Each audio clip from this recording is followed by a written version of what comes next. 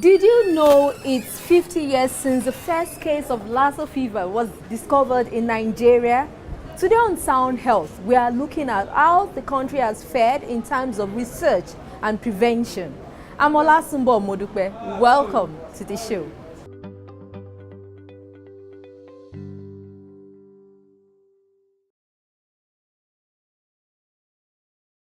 It's still Sound Health on Lagos Television, and I'm Olasumbo Modupe. Today we are looking at 50 years since the first case of Lassa fever was discovered in Nigeria, and I have with me a consultant public health physician and the state epidemiologist, Lagos State Ministry of Health, Dr. Ismail AbdulSalam. Welcome to the program, Doctor. Well, thank you very much for having me.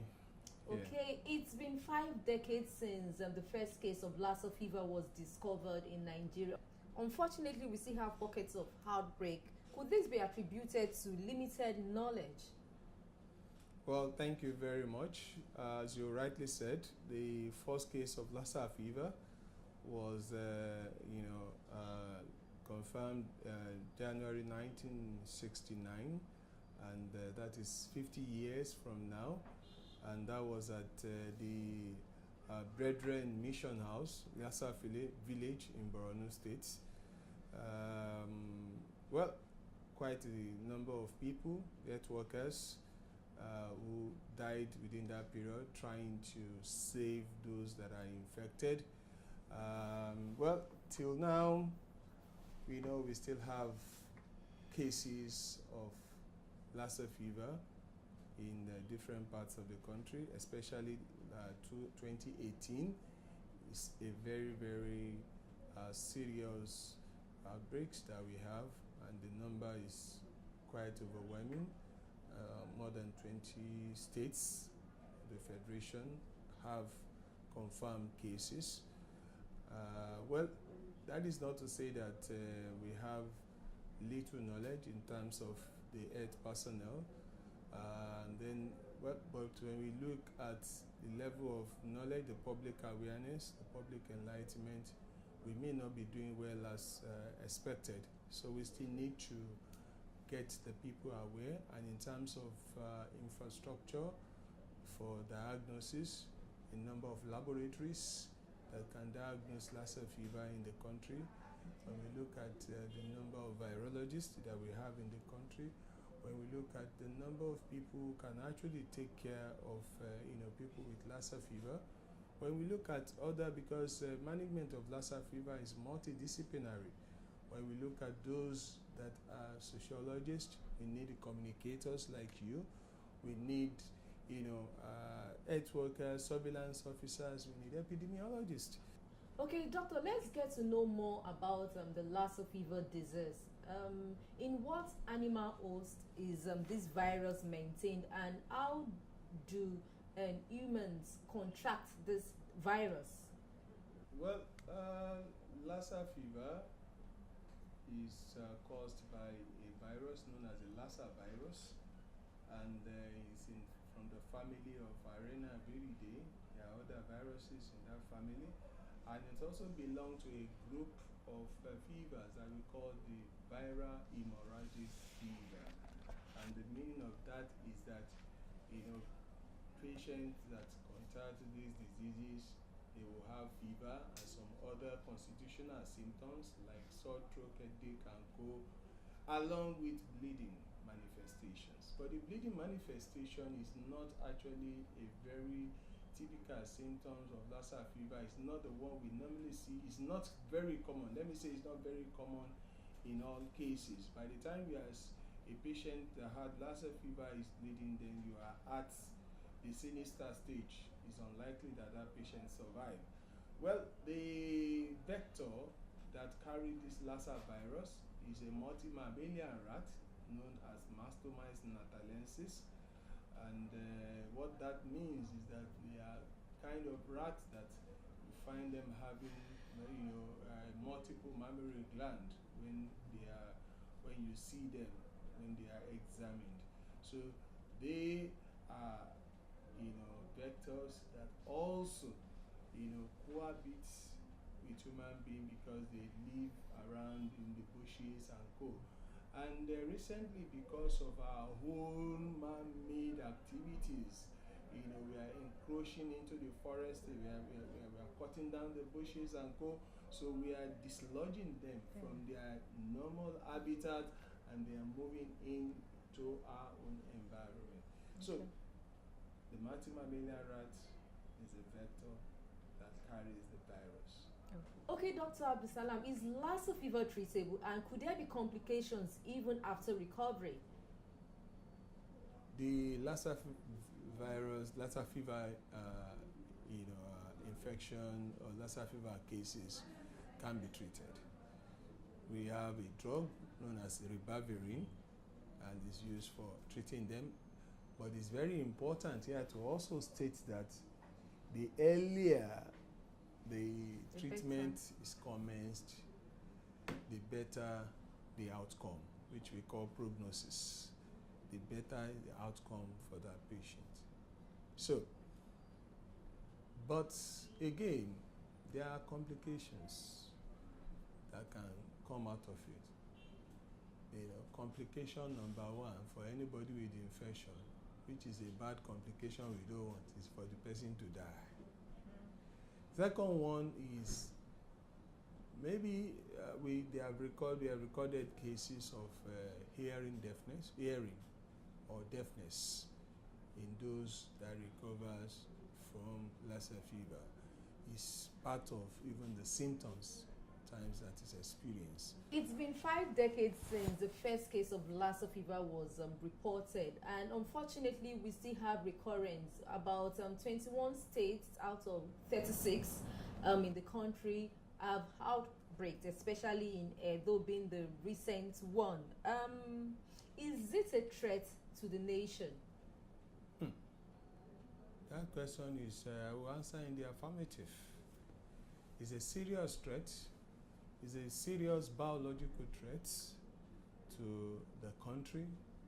If you consider what we are going through, we are losing people. Case fatality is high. We are losing not just the confirmed cases of Lassa fever, we are also losing health workers. If you remember what I said at the beginning of this interview, so many health workers lost their life. Well, I won't say so. I will say the larger part of people who actually, died during 50 years ago were nurses and doctors who took care of the Lassa fever cases. One Lassa fever case. I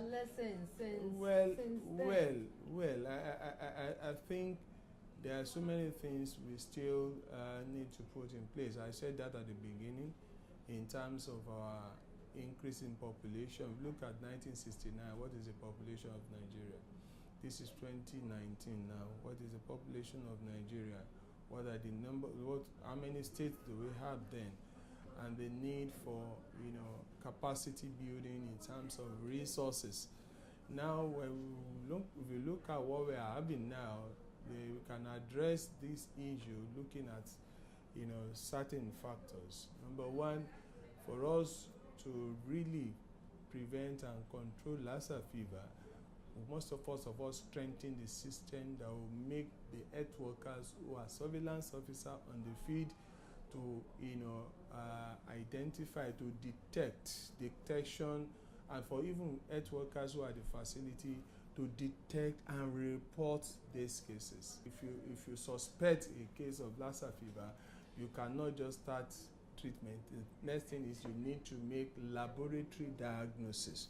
Now in the country, how many laboratories do we have in the whole of Nigeria that can actually diagnose Lassa fever using the modern method of diagnosis? We have in Lagos here, we have the virology laboratory as a central research lab in College of Medicine, University of Lagos.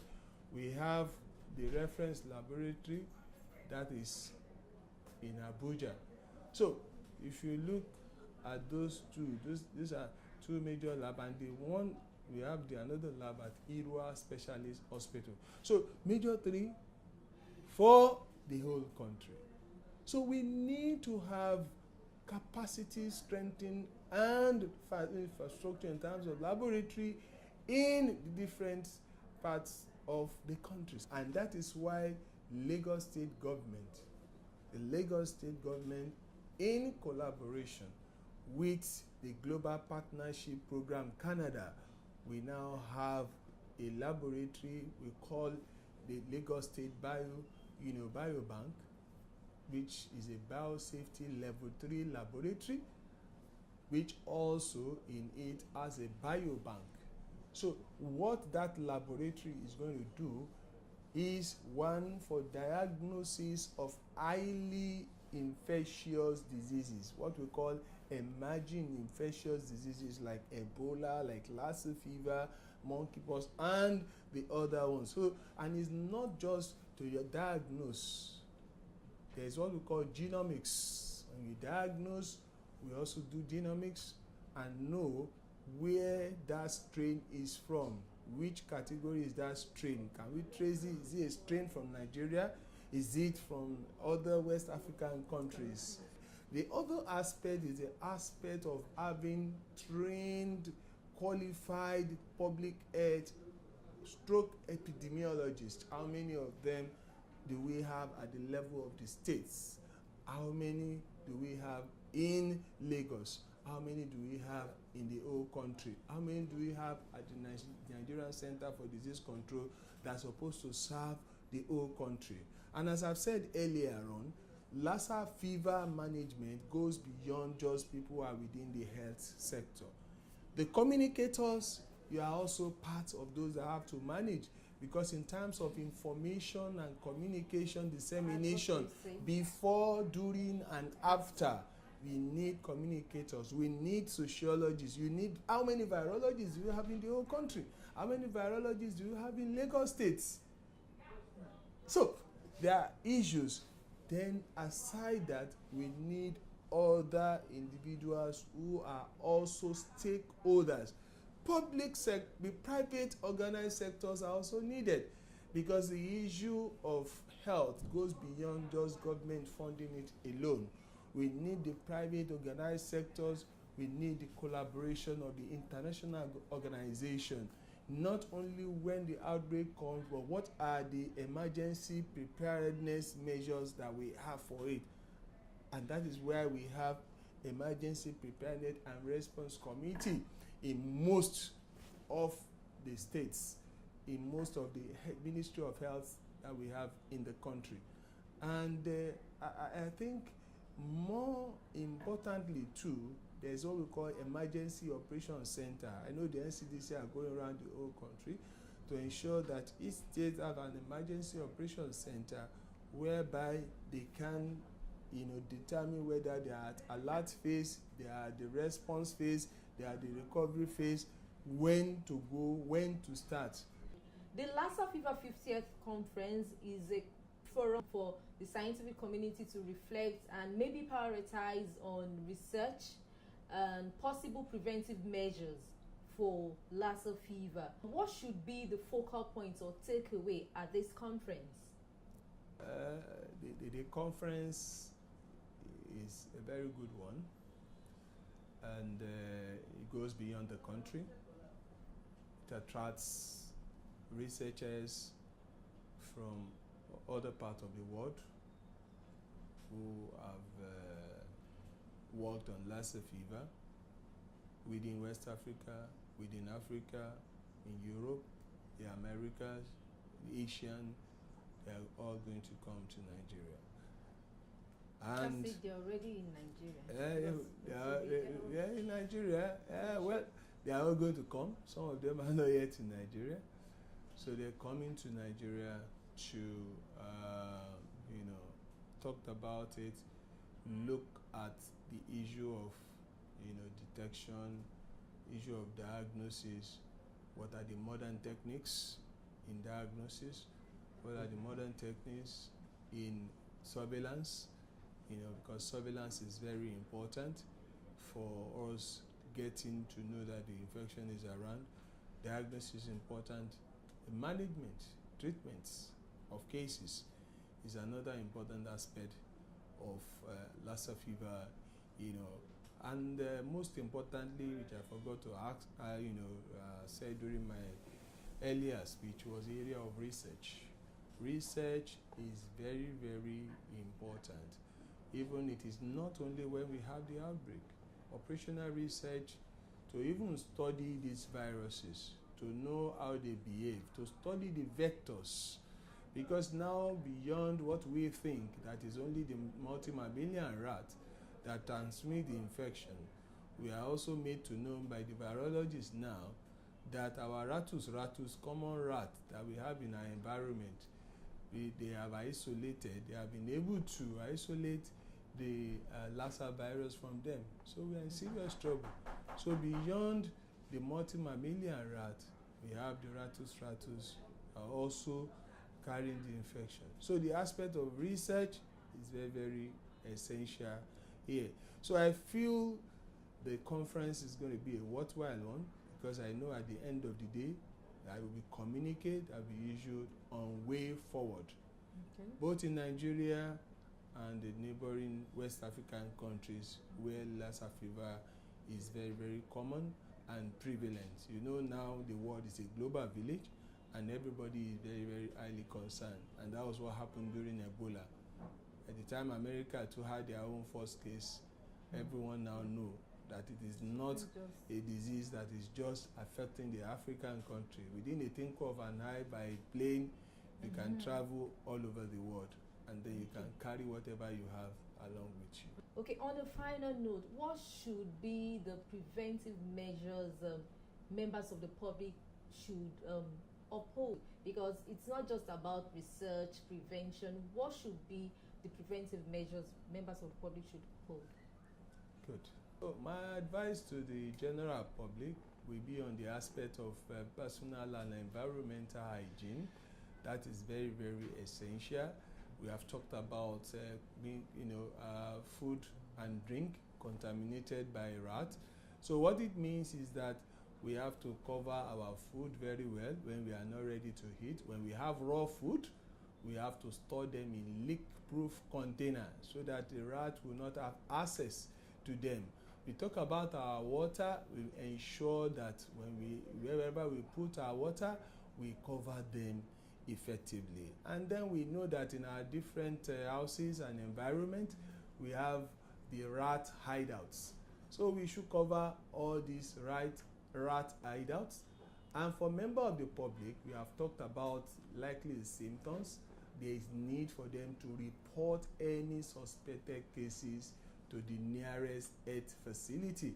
And for my colleagues, health workers, we know that the fluids that comes out of the patient that have this Lassa fever infection is very, very extremely dangerous, very, very dangerous.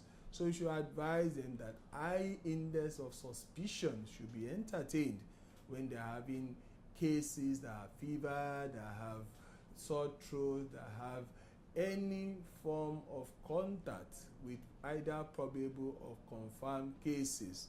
So they should ensure that they observe what we call standard precaution, which is using of gloves, using of their goggle, using of mask when attending to this patient. And if possible, when they have suspected cases, they use the common personal protective equipment. All right, thank you so much, Dr. AbdulSalam, for sharing your perspectives on 50 years of Lassa fever disease in Nigeria. Thank you very much for having me. It's a pleasure. Welcome. Hey, that has been Dr. Ismail AbdulSalam, a consultant public health physician and the state epidemiologist, Lagos State Ministry of Health. Sound Health continues with trending and home essentials. Please stay with us.